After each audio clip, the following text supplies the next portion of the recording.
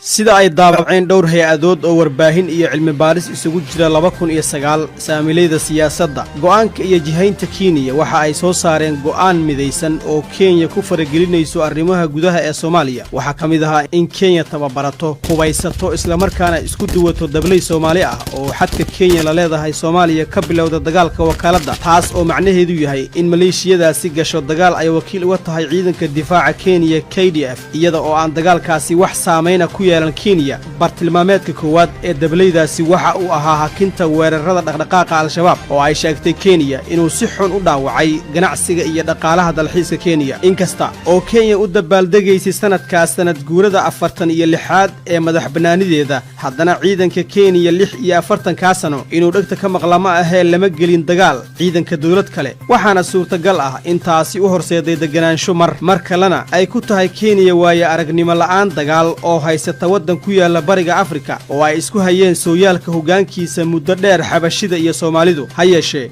bariyahaas lacag aad u fara badan oo Washington ugu tala gashay la dagaalanka colka ay u taqaano argagixisada ayaa ku qaaday dawladda Kenya inay ka faa'iideysato sidaas awgeedna waxaa qasab ku noqotay Kenya inay yeelato ciidan adag oo dhulka jooga isla markaana xaqiijin kara ujeedooyinka dagaalka ka dhanka ah colka Amerika haddii ay rabto inay xoolo badan ka hesho mashruuca la dagaalanka argagixisada waxa kale oo Kenya sas iyo qaadan waa ku riday sida Atomela Zanawi ra'iisul wasaarihii Ethiopia oo geeriyooday 2012 uu uga faa'iideystay lacagta la dagaalanka argagixisada ee Amerika ugu tala gashay bariga Afrika sidaas oo kalena waxa siyaasadda arrimaha dibadda ee Kenya la anfariirtay sida Ethiopia dhaqaale iyo fulin siyaasadeed uga samaysatay faragelinteedii ciidan ee Soomaaliya ee sanadkii 2006 iyada oo wakiil ka ah Mareykanka qorshaha faragelinta ciidan iyo hurinta dagaalka wakaaladeed ee Kenya waxa ku jiray dadaal ay Kenya ku doonaysay qabsashada iyo samaynta dhul ka mid ah jubbooyinka oo u gaar ah Kenya kaas oo si buuxda u maamulayo ciidanka difaaca Kenya waxa aan rajaynaynaa inaad fahamtay ujeedka Kenya ka leedahay dhulkaas oo ah hirgelinta Bufferson waxa loola jeedaa dawlad go'doonsan oo u dhaxaysa laba wadan oo ku jira hardan iyo tartan dhinaca awoodda ah waxaana loo isticmaalaa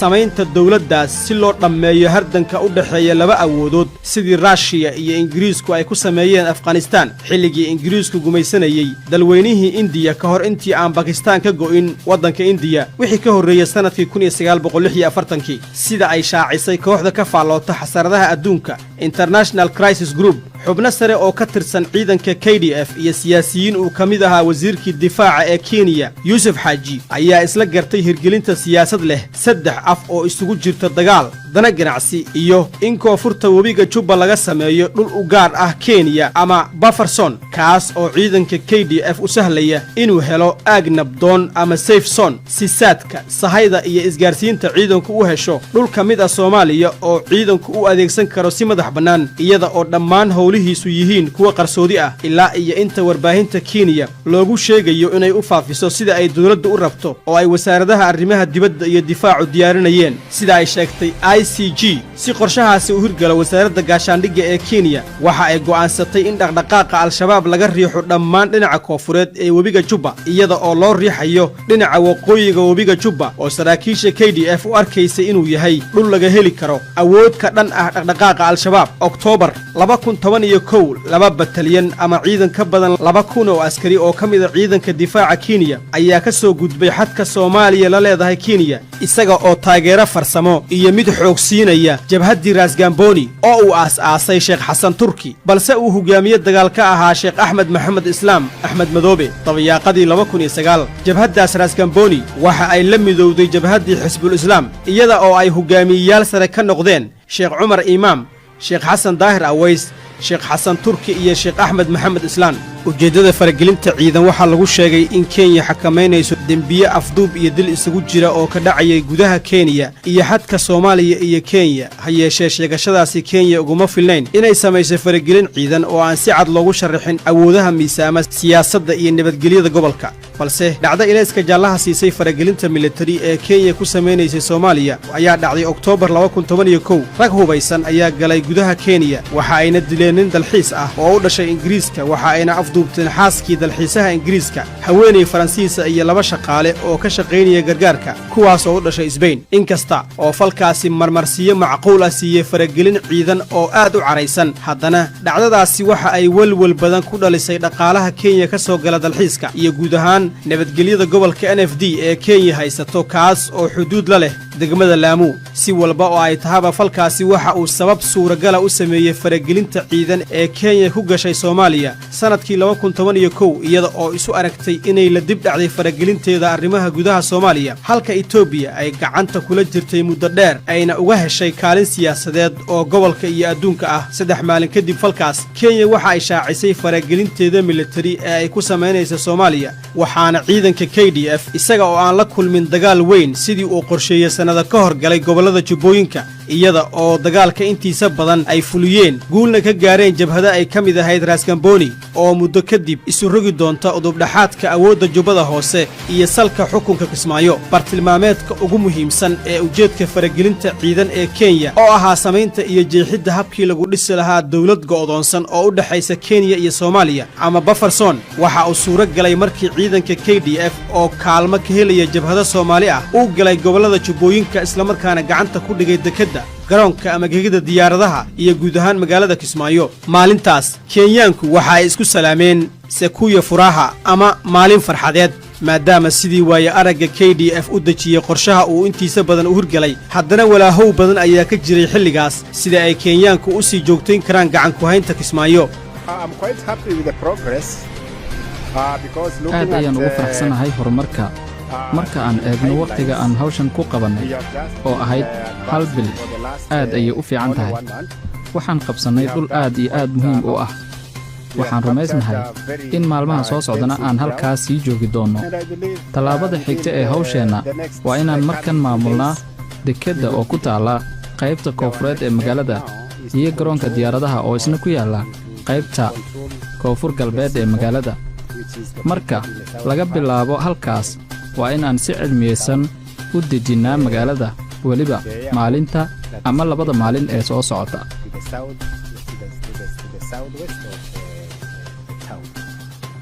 and then from there we will systematically pacify the town within probably the next coming 1 or 2 weeks yeelkeedii waayo aragnimada madaxda jabhadda Raskamboni oo xiriir wada shaqayneed iyo mid aragtiyeed kala dhaxeeyay xoogagii ka dagaalamayay xilliga Soomaaliya ayaa fududeysay in dhammaan awoodaha jira ilaa heer adag laga xakameeyo inay awood fuluneed ku yeeshaan ama ka howlgalaan Kismaayo si haddaba Kenya uga samayso koonfurta webiga Jubba dhul go'an una gaar ah ama buffer zone waxa ay dadaal gelisay in Mareykanka iyo Ingiriiska lagu qanciyo inay taageeraan qorshahaas iyada oo la adeegsanayo mashruuca la dagaalanka argagixisada hayeeshee sida ay faafisay WikiLeaks diblomaasiyiin Mareykan iyo Ingiriis ah ayaa diiday inay taageeraan qorshaha Kenya kuna qanciyaan wadamadooda iyaga oo taas bedelkeeda kula taliya madaxweyne Mwai Kibaki inuu taageero kana mid noqoto Kenya howlgalka midowga Afrika ee Soomaaliya AMISOM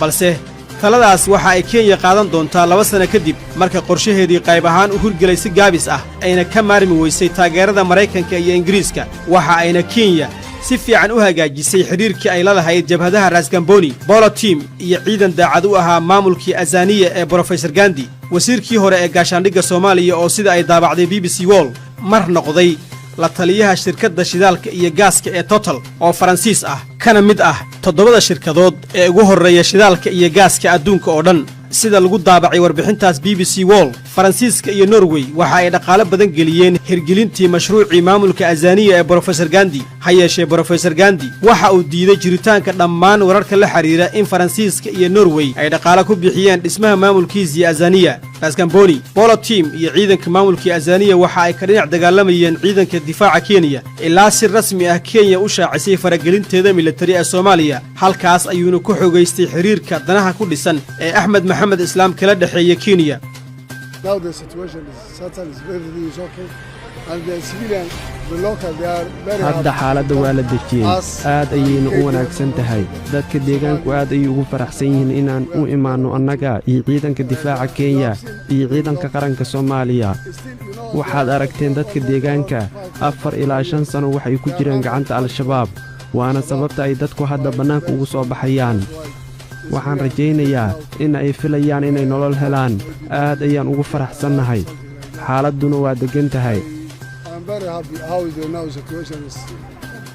waagaas waxa ay saraakiisha sarsare ee ciidanka difaaca Kenya u aqoonsadeen Axmed Madoobe inuu yahay saaxiibka ugu dhow uguna fiican ee xaqiijin kara danaha nabadgelyo iyo kuwa ganacsi ee Kenya caqabadda iyo balaayadii ugu weyneed ee ka hor timid qorshaha Kenya ee samaynta dhul u gaar ah oo ka tirsan jubbooyinka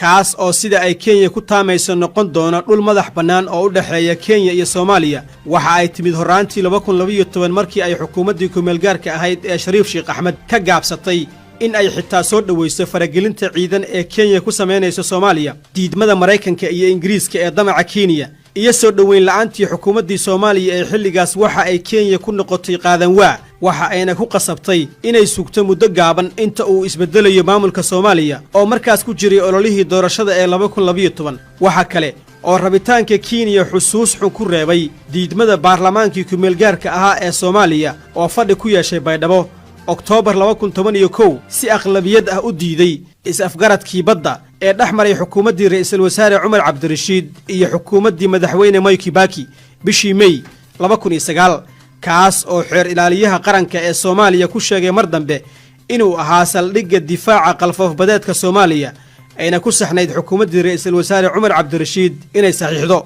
2 sano oo ka mid ah cimriga qorshaha samaynta Bufferson waxa ay Kenya uga dhamaatay isku day iyo dadaal u batay fashil kadib taageeridda dhismaha maamul la yiraahdo Jubba taasna waxa sababay dhowr arrimood oo iskaashaday tusaale ahaan dhamaadka xilligii ku-meelgaarka ahaa ee Soomaaliya iyo dhowr dawladood oo bilaabay inay dawladda Soomaaliya si toos ula macaamilaan halkii ay hay'ado kale u soo mari jireen sidaas awgeed xukuumaddii madaxweyne Xasan Sheekh oo madax xanuun aad u badan ka qaaday arrinta jubbooyinku waxa ay qayb ka noqotay dadaal asalkiisu ka yimid dawladda Itoobiya oo gudoominaysay urur goboleedka IGAD kaas oo horseeday in ergo ka socota gobolada jubbooyinka iyo dawladda federaalka Soomaaliya ay ku saxiixaan Addis Ababa heshiis ka kooban 4 qodob Agoosto 2013 heshiiskaasi waxa uu sahlay maamul ku-meelgaar ah oo jiri doona 2 sano kaas oo loo gudbi doono dawlad goboleed la yiraahdo Jubbaland heshiiskaas oo lagu qoray in dawladda federaalka Itoobiya oo ah gudoomiyaha IGAD ee xilligaas ay damaanad qaadaysa hirgelintiisu waxa uu Kenya u muujiyay inay xagga dambe uga taal siyaasadda geeska ayna dibadjoog ka tahay qolalka lagu falanqeeyo laguna gaaro go'aanada diblomaasiyadda bariga Afrika sidaas awgeed waxa ay Kenya qaadatay taladii 2 sano ka hor ay siiyeen diblomaasiyiinta reer galbeedka ee ahayd inay ka mid noqoto dalladda howlgalka AMISOM dhowr kulan oo loogu talagalay diyaarinta dhismaha maamul ku-meelgaar ah oo ay yeeshaan jubbooyinka ayaa ka dhacay Muqdisho kadibna kulan weyn ayaa lagu qabtay magaalada Kismaayo iyada oo wafdi heer sare ah oo ka socday dawladda Soomaaliya uu tagay Kismaayo si uu uga qayb galo shirka dib u heshiisiinta jubbooyinka xukuumaddii madaxweyne Xasan Sheekh oo bariyahaas isu diyaarinaysay dhismaha 4 dawlad goboleed waxa ay qaaday talaabo kale oo Kenya ka calwisay la kaliyoobidda gacan ku haynta jubbooyinka waxa ayna ahayd dadaalkii ay dawladdu gelisay in ciidan ka socda AMISOM uu ciidanka KDF kala qayb qaato ilaalinta nabadgelyada jubbooyinka sidaas awgeed utub ka tirsan ciidanka AMISOM oo ka socday Sierra Leone ayaa tagay Jubbada Hoose Kenyaankuna si cad uma diidi karin balse waxa ay si fiican u fahamsanaayeen in diblomaasiyaddoodu bilow tahay saaxiibada ay ku leeyihiin AMISOMna ay yihiin kuwa kooban sidaas daraaddeed waxa ay Kenya xoog saartay in ceebaha iyo gaabisyada KDF kala kulmo gudaha Soomaaliya laga qariyo dadweynaha Kenyaanka ah iyada oo si xoogan u adeegsatay telefishinada KBC Citizen iyo Nation sida ay sheegtay suxufiyadda Jidda Gosgey oo ah gabadha diyaarisay taxanaha dhunkashadii nolosha ee Soomaaliya Let's take you to Somalia tonight, and one of the most significant events in Kenya's war to defeat the Al-Shabaab since the crossing of Kenya's defense forces into Somalia took place yesterday. And it didn't happen on the battlefield. mid ka mid ah dhacdooyinkii ugu muhiimsanaa ee dagaalka ay Kenya kula jirto Al-Shabaab kadib markii ay ciidanka Kenya ka gudbeen sohdinta Soomaaliya shalay kama dhicin goobaha dagaalka caleemasaarka golaha fulinta ee maamulka jubbooyinka oo ugu dambeyntii dhacday taasi oo ka dhigan in 2 sano ee soo socota dawladda federaalka ay ugu yeertay Bufferson xitaa ka hor inta aysan ciidanka Kenya gudaha u galin loo qorsheeyay inay noqoto Bufferson u dhaxeeya Soomaaliya iyo Kenya ujeedka adeegsiga warbaahintu waxa uu ahaa si loo dhiso niyadda ciidanka difaaca Kenya oo qaarkiis xanuunka daltabyadu ku dhacay markii ay 2 sano ka soo maqnaayeen dalkoodii ayna dhibsadeen urka iyo kulaylka rasaasta madaxda sare ee ciidanka difaaca Kenya waxa ay kula taliyeen howlwadeenka KDF in dadweynaha ku nool meelaha ku dhow saldhigyadooda ay la saaxiibaan isla markaana u fidiyaan caawinaad cunto iyo haddii loo baahdo mid caafimaad si ciidanku ula qabsado una fahmo dhulka iyo dadka iska leh warbaahintana waxaa loo wakiishay inay adduunka u sheegto shaqada ay Kenya ka hayso gudaha Soomaaliya si loo gaaro ujeedooyinka Kenya madaxweyne Xasan Sheikh oo u muuqday inuu fahmay barigaas xifaaltanka u dhaxeeya dawladaha ku jira dalada AMISOM si gaar ah Ethiopia, Uganda, Kenya iyo Burundi waxa uu safar uu ku tagay Kismaayo si gaar ah ugu mahad celiyay ciidanka Sierra Leone. This is something that is beyond the control of the Republic of Sierra Leone and beyond the control of AU and beyond the control of the Federal Republic of Somalia. But we have clearly stated that we are very much grateful for their contribution. They came to Somalia at a very difficult time. They're leaving Somalia in a